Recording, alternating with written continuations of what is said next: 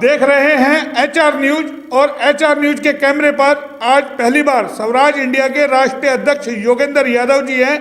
सीधा चर्चा करेंगे 26 नवंबर को जो दिल्ली में जंतर मंतर पर आंदोलन होने वाला है किसानों का, उसका आह्वान इन्होंने किया है। सीधा चर्चा करते हैं एक बार क्या क्या मुद्दे होंगे, किस तरीके का पूरा कार्यक्रम होगा। योगेंद्र जी हमारे साथ हैं।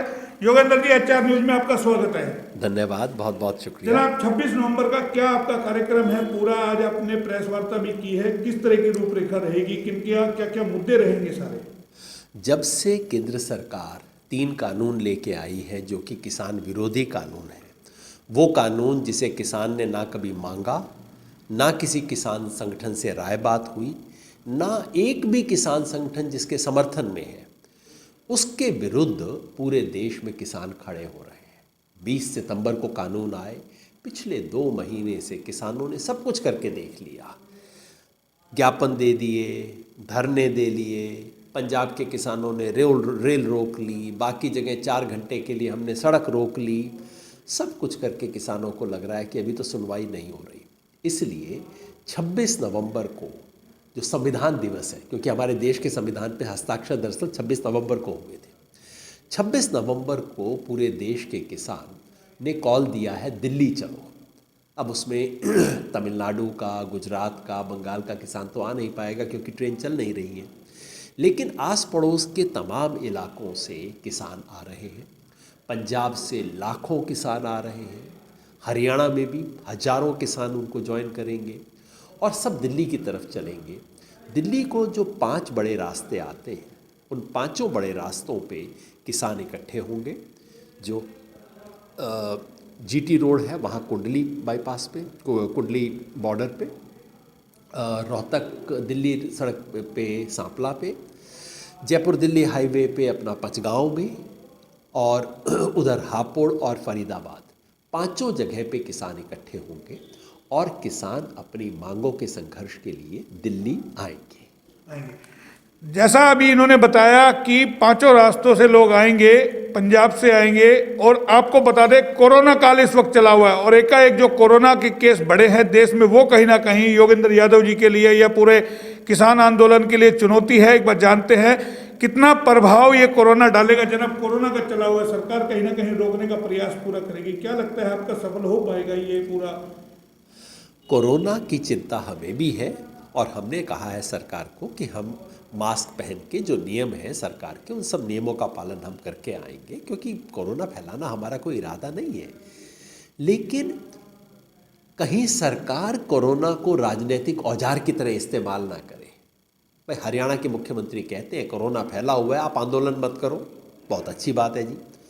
मगर हरियाणा के उप मुख्यमंत्री दुष्यंत चौटाला कल मेवात में आके रैली करते हैं किसानों की। हजारों किसान बैठे हैं, किसी ने मास्क नहीं लगा रखा, पुलिस साथ में खड़ी है, किसी को नहीं पकड़ रही, किसी पे कोई फाइन नहीं है।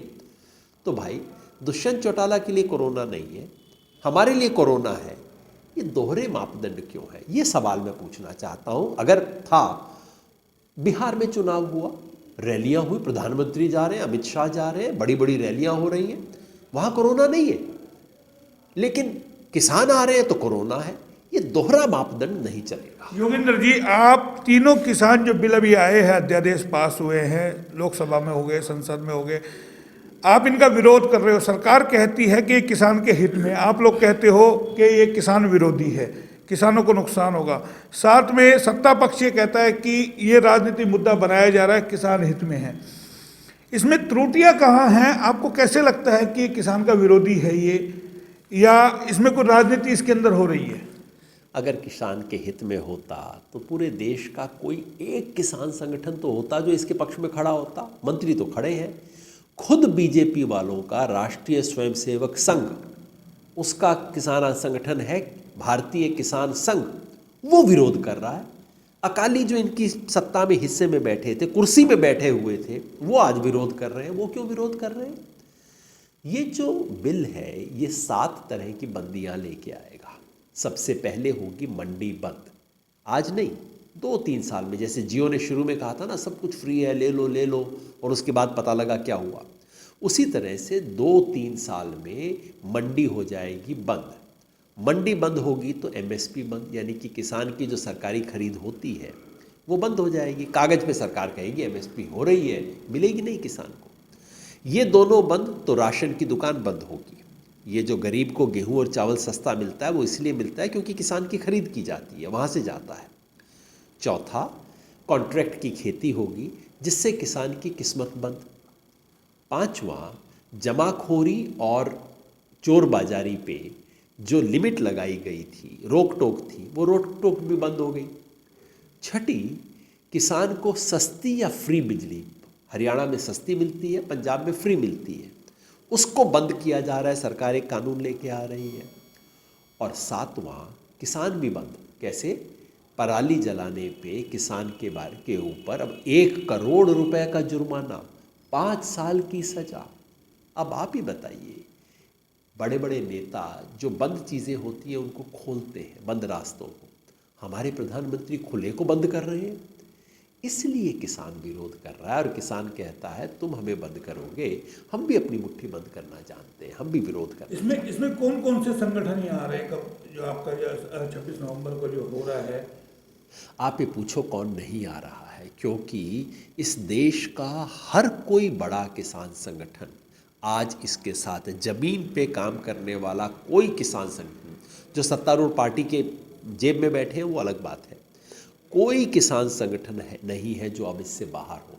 अखिल भारतीय किसान संघर्ष समन्वय समिति, जिसके 150-250 किसान संगठन है, उसके अलावा राष्ट्रीय किसान महासंघ 100-125 संगठन उनके साथ हैं, उसके अलावा भारतीय किसान यूनियन के तमाम जितने धड़े हैं वो आ गए हैं। सबने मिला के संयुक्त किसान मोर्चा बनाया है। उस संयुक्त किसान मोर्चा के तत्वावधान में हो रहा है और सारे किसान मिलकर लंबी अनिश्चित लड़ाई लड़ रहे हैं।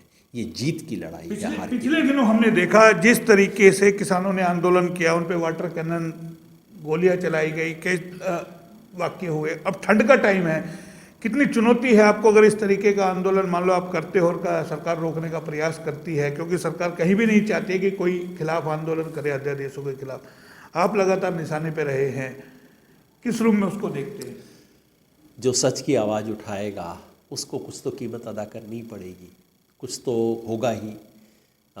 सिरसा में हम थे तो सरकार ने वो वाटर कैनन चलाए, सब कुछ चलाया, लेकिन हम तो वहाँ खड़े रहे, किसान वापस आ गया।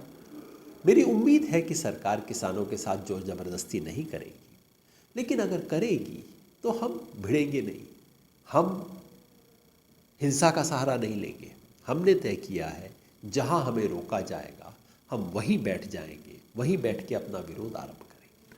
तो ये तो था जो हमने बात की किसानों को लेकर के, जो 26 नवंबर को आंदोलन हो रहा है। कुछ और मुद्दों पे भी योगेंद्र यादव जी से चर्चा कर लेते हैं। देश के जो अहम मुद्दे हैं, कि सबसे बड़ा जो मुद्दा है इस वक्त है कोरोना, वो इस पर अपनी क्या प्रतिक्रिया देते हैं, क्योंकि दिल्ली के अंदर जिस तरीके से कोरोना को लेकर के 2000 चालान कर दिया और हरियाणा के अंदर भी लगातार चालान किए जा रहे हैं। किस रूप में देखते हैं कोरोना को, कोरोना की स्थिति को आप किस रूप में देखते हैं? कि मैं कोई डॉक्टर हूँ नहीं, एक्सपर्ट हूँ नहीं, मैं तो मोटी बात ये जानता हूँ कि पूरी दुनिया में इस वक्त हमारे देश की परफॉर्मेंस सबसे ख़राब परफॉर्मेंस में से एक है।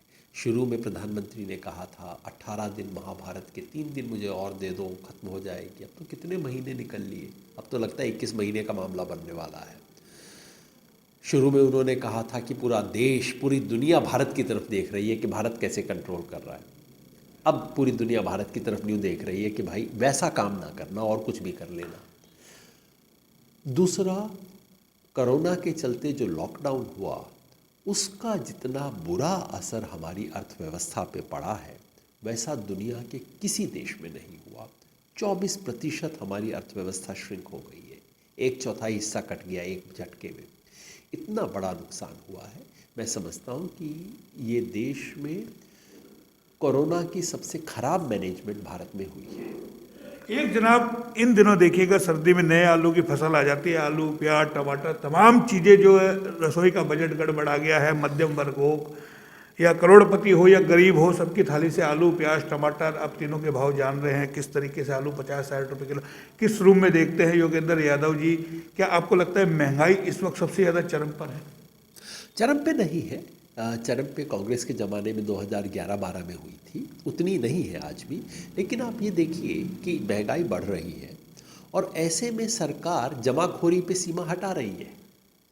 जब महंगाई तो बढ़ती ये है, परिणाम क्या लगता है जमाखोरी का है? जैसे अध्यादेश पास हुए उसके बाद प्याज के जो रेट एक बढ़े हैं, आलू के बढ़े हैं, आज आलू 60 रुपये किलो हो गया, लगता है ये उसी का कहीं ना कहीं सीधा सीधे बिल का परिणाम नहीं है, मैं ऐसा नहीं कहूँगा। लेकिन मैं सिर्फ ये बता रहा हूँ कि एक तरफ देश में महंगाई बढ़ रही है, दूसरी तरफ सरकार जमाखोरी और कालाबाजारी के नियम हटा रही है।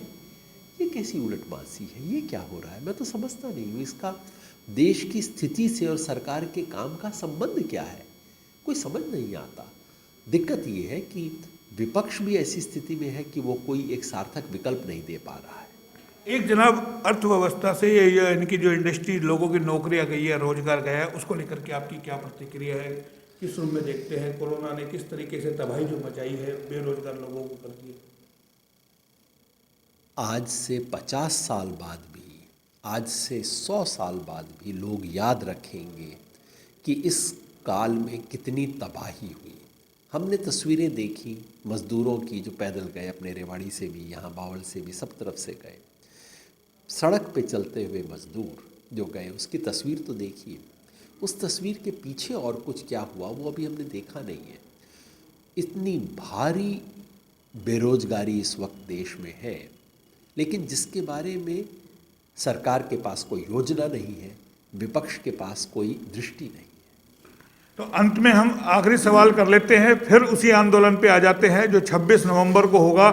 योगेंद्र जी, लाखों लोग आ रहे हैं, आप कह रहे लाखों किसान आ रहे हैं, तमाम किसानों का इंतजाम कैसे होगा, खान पान का क्या, उसके लिए कोई योजना आप लोगों ने बनाई? किस तरीके से पूरी रूपरेखा रहेगी? जो ज़्यादा दूर से किसान आ रहे हैं वो तो अपने ट्रैक्टर के साथ ट्रॉली ला रहे हैं, और ट्रॉली के अंदर राशन और बिस्तरा भी अपना लेके आ रहे हैं, तो वो सब व्यवस्था होगी। बाकी तमाम गुरुद्वारे, दूसरी सामाजिक संस्थाओं ने भी इंतज़ाम किए हैं, उस सब का इंतज़ाम किया गया है, बशर्ते कि हमें दिल्ली में आने दिया जाए। अगर दिल्ली तक आपको जाने दिया, जंतर मंतर तक आप पहुंचने में सक्सेस हो गए, सरकार ने अगर कोई विरोधाभास नहीं किया आपको पहुंचने में, तो क्या क्या, किस तरीके से वहाँ पूरा आपका जो आंदोलन खड़ा होगा, क्या क्या मांग होगी आप लोगों की? पूरी शांतिपूर्वक तरीके से रहेंगे, लोकतांत्रिक तरीके से करेंगे, और मांग सिर्फ एक है, ये जो किसान विरोधी कानून है ये वापस लिए जाएं।